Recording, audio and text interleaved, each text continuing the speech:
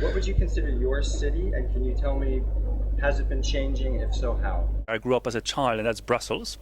And definitely Brussels has changed a lot over the last years. It has been transforming itself in various ways. And yes, so I would think that is maybe the closest to my heart from a sentimental point of view. But I have lived also in Freiburg, in Bonn, in St. Petersburg, in Kaliningrad, in Moscow, in Tokyo. So a number of these places, yes, I've had the benefit and also the opportunity to see how these cities are actually changing as time moves on. How important are city planning departments in terms of creating a sustainable future? I think very, very important. However, I should say that what is even more important is that these departments are operating in a cross-cutting way. So it is not only the city planners as such, but in cooperation with the climate experts, in cooperation with the water people, in cooperation with the building and construction department. I think that is what will make also the success of a city to transform itself in a sustainable manner. In bringing these different expertises together and therefore jointly to search for appropriate integrative solutions. Are city authorities able to give leads in terms of creating green buildings and retrofitting older buildings? I think yes, we see that happening throughout the world, and this is not for nothing. It is indeed today half of the population, of the world population, lives in urban areas, in cities. Another 3.5 billion people will join us in the next 40 years, and of course many of those will be joining these urban areas, will move towards the cities.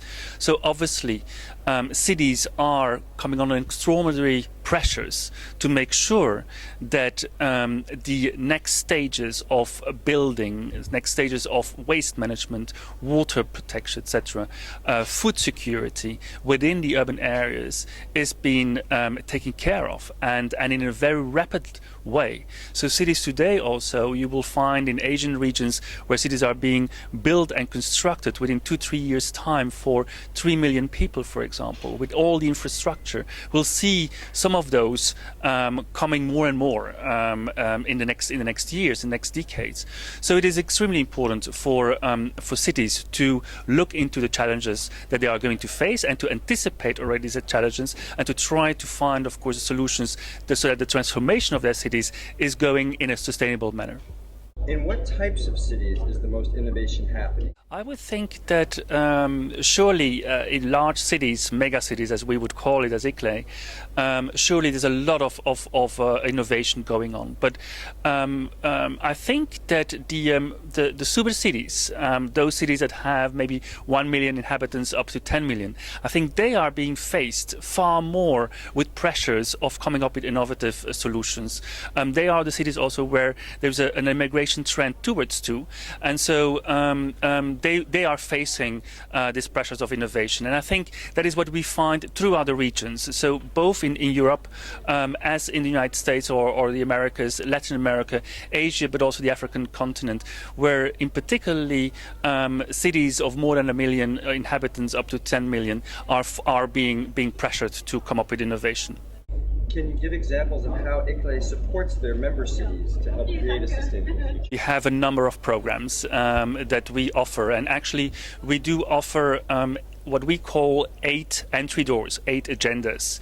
This can be to help cities to become more biodiverse, to become low carbon, to become resilient, to have a smart infrastructure put in place, to be eco-mobility friendly.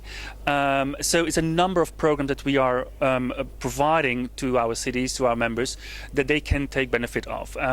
We work then with our cities on very concrete projects within these areas and within the different regions. This is also where, of course, our various offices come in and where we actually then try to help and assist cities with new projects. And this can be, for example, a project on eco-mobility where we'll be hosting for 1 month in the city of Suwon in Korea what we call an eco-mobility festival, but in principle what it means is bringing residents of of a certain area, of a neighborhood area in the city, to bring them to live really the future, and for 1 month to switch to from their cars, from their private cars, to eco-mobility, to eco-friendly mobility solutions.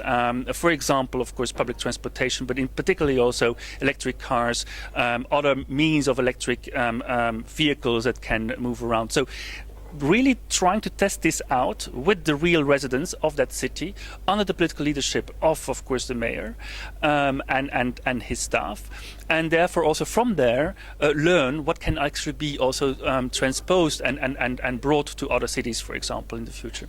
How do cities communicate the message of sustainability to their citizens?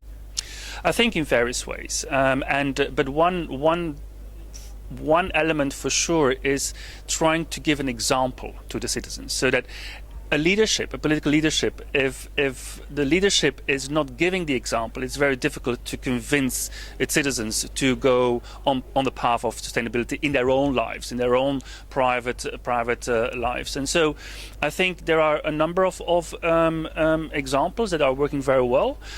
Definitely cities more and more are offering, for example, cycling opportunities or bikes, e-bikes, other ways of transportation. So to bring actually the residents to use other means of transportation than a private car.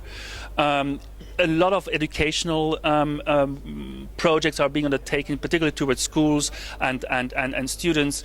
So I think it's by being and acting as an example that you can actually convince your your constituency to follow that road. How about the social media? Do they use that? I think, well, depending the regions, obviously, but I have a feeling that it's very strong, for example, in an Asian context already, and it's starting also in an African context, because they are switching have switched very fast towards, mobile phones, etc., and therefore also the social media that go with it. Maybe in regions like Europe, we are a little bit behind of that. I also know that in the United States, for example, social media for sustainability purposes is quite trendy. I think that maybe Europe we can learn from that. Do local real estate activities play a role in how ICLEI supports their member cities? Yes, I mean, of course, for us, what we try to convey to our members is, of course, to look into sustainable construction and design. What we would like to see happening is that buildings do not consume energy anymore, but produce actually the energy, right? And so that's not only for the buildings; it's also for the cars. And I mean, so in the future, we should try to surround ourselves with a real estate and buildings that are actually very productive in terms of energy rather than consuming. But at the same time, of course, allowing for a quality of life for sure. Another element that I think will be fascinating is to see how, for example, in large cities in particular, also buildings can actually be used for farming and for producing local food in the city, which is then also saving, of course, transportation costs, but also the effects of transporting it. So things like that. So it's not only about the buildings for residential or office purposes, but also to look into other ways of how can we use buildings for other purposes and other sectors. Does the size of a city matter? Absolutely, absolutely. And I think we see two schools. Surely the larger cities have potentially larger or better access to funding, and therefore can of course address the issues maybe from a financial perspective better. Also, larger cities will have potentially larger administrations that also have the expertise and the capacities to actually work on sustainability issues. Medium-sized, small and medium-sized cities will face difficulties, or are rather facing difficulties in these areas because they lack the expertise, they lack the capacities, they lack also the funding. Therefore, however, they are forced to come up with very innovative and low-cost solutions. So we are astonished to see that indeed when it is tough to get somewhere, that then these cities are also more creative in finding innovative solutions that indeed may also be very often low cost. And what we also see is that they will search for more integrative and comprehensive solutions because they can only do it once. They can't do it every 2 years or every year yet another solution or another project. So they look at it maybe in a more comprehensive way, and therefore, if there is a political leadership behind it that is supporting those actions politically, also, you will find that yes, also small cities can be doing very, very well. Would you say that if a small or medium-sized city does something innovative, low cost, is that something that's picked up perhaps by the bigger cities? I think yes. That's what we see, at least when we organize our conferences, when we are speaking to our members, when mayors speak to each other. How have you been dealing with that problem? Because we have also the same problem, but maybe not, the capacities or the money. So yes, that is actually also the heart of our business, where we try to bring indeed local leaders that are facing similar problems and similar issues, to bring them together and to find also to learn from each other, also to find also joint solutions. Can you give any examples in whichever city you like, or cities, of the changes you've seen? Well, I mean, definitely, I would say there are a number of cities that have been facing, for example, industrialized, or that had industrial areas that have gone down. And so that needed to be revamped or reinvigorated. So you will find a number of cities, Hamburg, Copenhagen, Stockholm, just to give a few now here in Europe, Hannover here, where you will find that they have indeed tried to use the existing building stock, for example, but to have it renovated, to have it also used for different purposes, and therefore also using more sustainability practices in doing that. Brussels has definitely done so. A number of areas, a number of neighborhoods have been totally transformed towards becoming more low carbon, renewable energy, in also a mix of residential areas and office areas, for example, so that mix has been taken up again as for example it was the case in the past.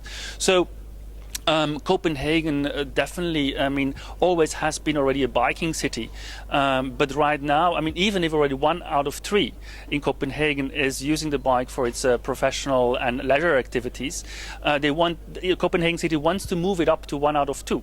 And so what is happening now there is that the city administration is actually working with business and the private sector, and so to make sure that, for example, when people use their bikes, that afterwards they can shower, that there are facilities at the job, for example. So to encourage even more people to use their bikes. So you will find, for example, in Copenhagen that they will not construct any more biking lanes or cycling lanes, but go into this kind of dimension now to actually activate it even more. So these are interesting examples, I would say. Very interesting. Yeah. Thank you very much. I appreciate it. Thank you.